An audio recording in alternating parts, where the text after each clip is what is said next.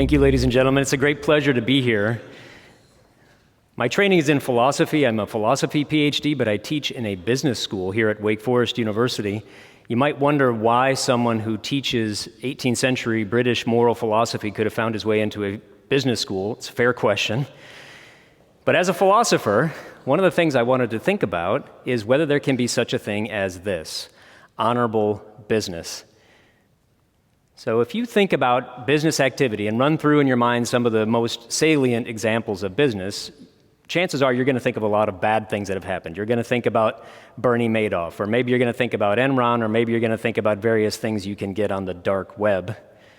But one of the things I discovered in teaching students in the business school is that this is a question they get asked a lot. Why are you studying business? Now, they get asked this by their fellow students, by professors, and including professors from other disciplines. Why are you studying business? And this is usually the only possible answers that they think of. Well, either to get a job or make money. Well, is it true that business students want to get a job or make money? Sure it is. That's probably also true for every other student and every other discipline as well. Still, it's not a particularly inspiring vision. Is there some way that we could think of, and again, I'm a moral philosopher, could there be some kind of moral purpose for business? Well, let me ask you to consider a comparison between two professions. Think of these two professions, medicine and business. Now, in many ways, they're very similar. So they are both professions. They have specialties and subspecialties. In both cases, they have technical knowledge that you'll need to learn. And in both cases, maybe after years of experience and practice, when you become successful, you might make a lot of money. In those ways, they might be very similar, but consider for a second how differently they're viewed by the wider society. In particular, nobody says to the medical professional, well, now that you've made your money, you need to give back to society. But they do say that to the business professional, don't they? I'd like to ask you to think about that phrase for a second. Notice that people don't say that businesses or business professionals need to give to society. They say they need to give back. Well, think about when you were a child. If your mother said to you, you need to give that back, what does that mean you did? It means you took something, didn't it? You took something that wasn't yours. You stole something. Well, is that what business does? Is that what we think business is about? Should one atone for engaging in business? Now, I'll just give a general piece of advice, and I say this to my students. If you're about to do something that you think afterwards you need to make up for, that's a red flag. Maybe you ought to really think about not doing whatever it is you're thinking about doing. Maybe we should apply that to business as well. If after considering all the arguments for and against a market society or a commercial society, if we think that engaging in business is the sort of thing for which a person is going to have to atone afterwards, you need to give back afterwards, then maybe instead of saying you should give back, maybe what we should say is don't do it. And think about what we say to a thief. We don't say to the thief, well, it's fine as long as some of what you steal you give to charity. We say, stop stealing. So here's my proposal. If we're going to continue to engage in business, teach students to engage in business, in fact, have whole schools dedicated to business, then we really ought to figure out a way to understand business such that it's valuable in itself. In other words, not just for what it might do afterwards, but the actual activity of business itself. So while we're going to have lots of examples in our mind, and the newspapers are full of them, of dishonorable business, if we're going to continue to teach business, maybe dedicate our lives to business, or ask our students to do so, then we better figure out a way to understand how business might be honorable. So that raises the question of why business? So what would be a morally inspiring motivation for going into business? Now, let me take a step back. The theme of this conference is metamorphic, which comes from the Greek. It means to change shape or change form, kind of like being a philosophy professor teaching in a business school.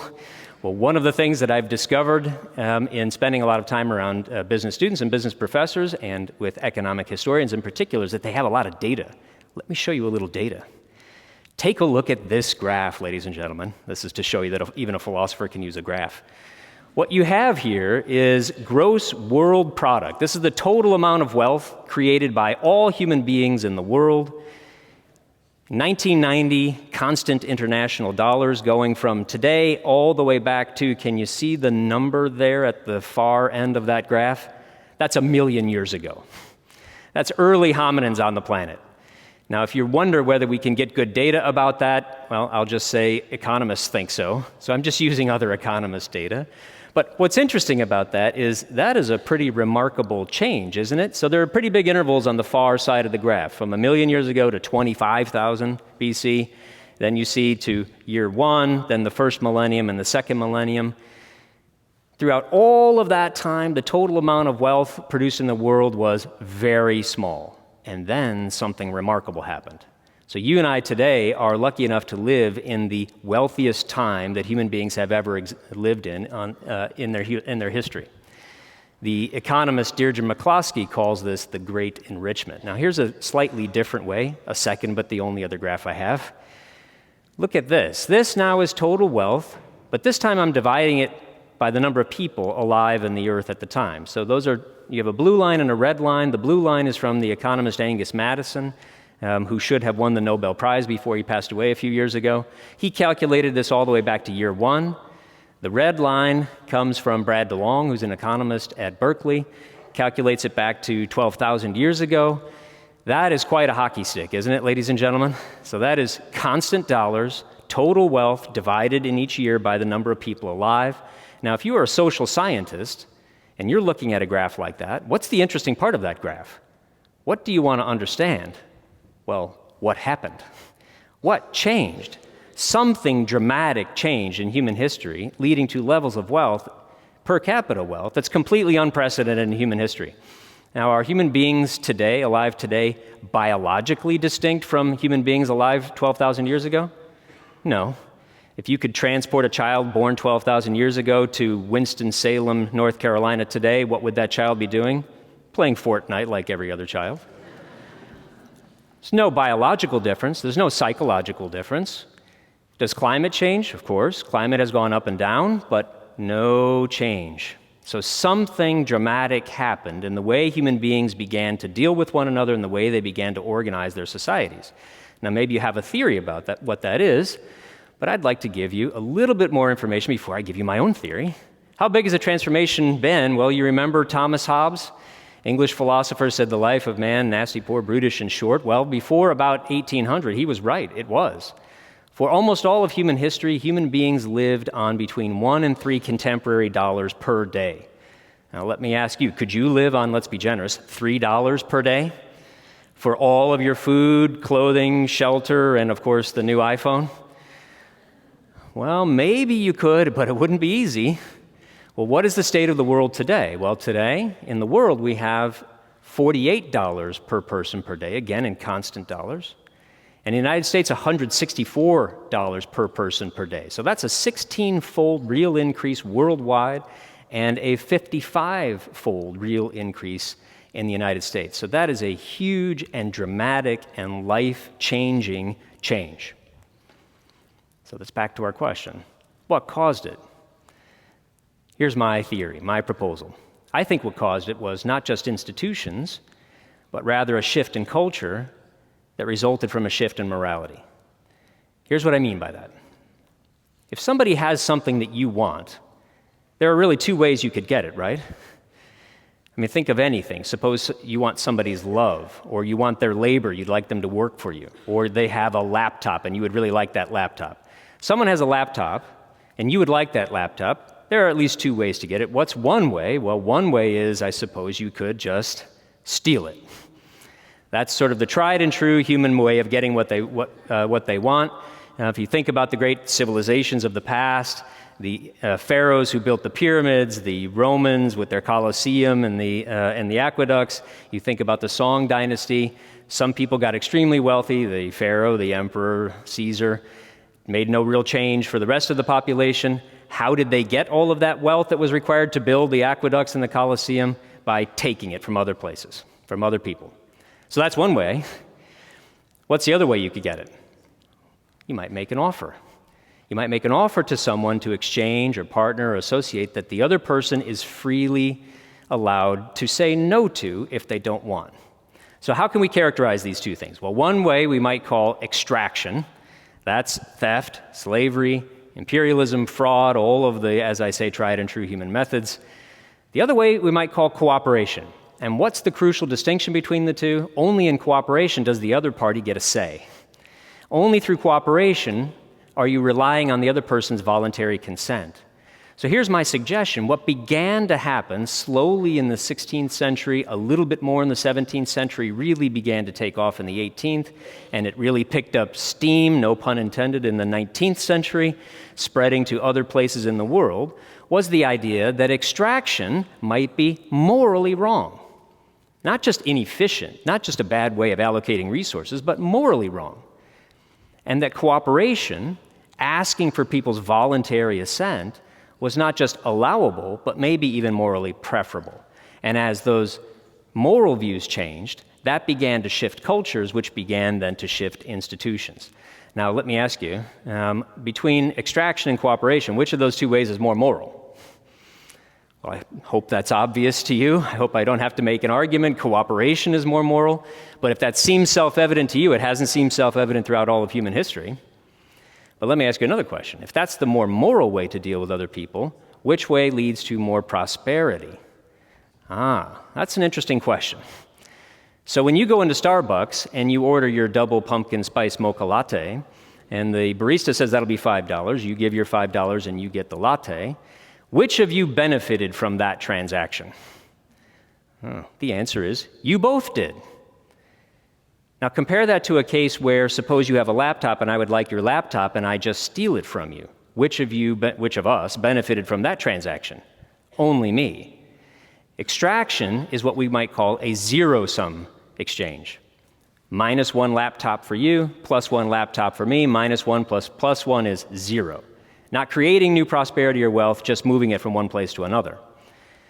But think about the Starbucks example. In that case, both sides benefit, and we know they had to benefit because if you didn't think you benefited from buying the latte, you wouldn't have bought the latte.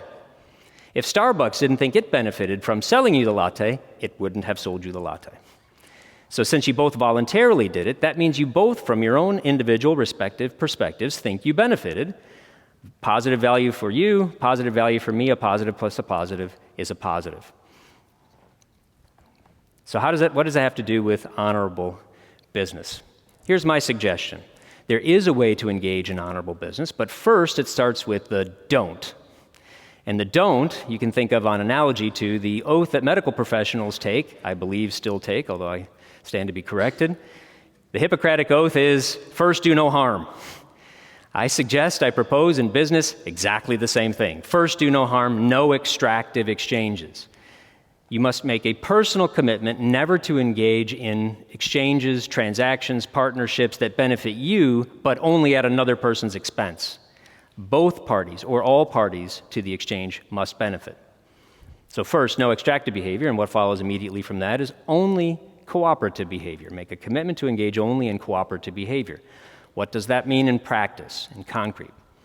First of all, you have to treat all parties with respect for their autonomy and dignity. That means you give them what I call an opt-out option. Every person must have the right to say no thank you and go somewhere else. Now when you think about that opt-out option, the minute that somebody else can say no thank you to you, regardless of what proposal, offer you make, your agencies are immediately leveled. You meet each other as moral equals.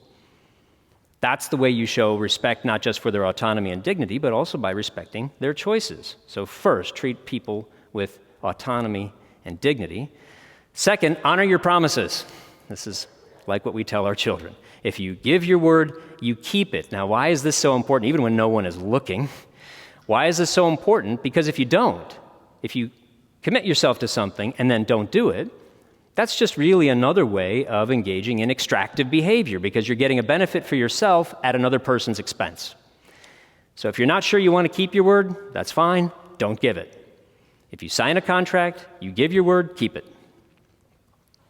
And finally, a personal commitment to taking your limited time, talent, and treasure, not only to benefit yourself, but to benefit others as well, according to their schedules of value. What matters to them, not just what matters to you. If you engage in business practice in this way, my suggestion is this constitutes honorable business because it's a win-win, a win for all of the people involved. Now, one little question here before I close. Is money all that matters? Should we answer this all together, ladies and gentlemen? Is money all that matters? Some of you not so sure. All right, well, this is my answer. My answer is money is not the only thing that matters. But here's an argument I would make for your consideration. I think wealth can enable the things in life that do matter. If I don't know whether my children can eat today or whether I can eat today, then I'm not thinking about, can I write the great American novel, or what college will my children go to? I'm thinking about, can we eat today? What wealth can do is begin addressing those more immediate and pressing concerns of human life, food, clothing, and shelter, so that we can begin to turn our attention to the things that actually fill out a life of meaning and purpose. In that way, if you're engaging in honorable business, that can allow you not only to benefit yourself and your family, your community, but others as well, as long as you do it at the same time. And in that way only, we can get better together. So let me conclude.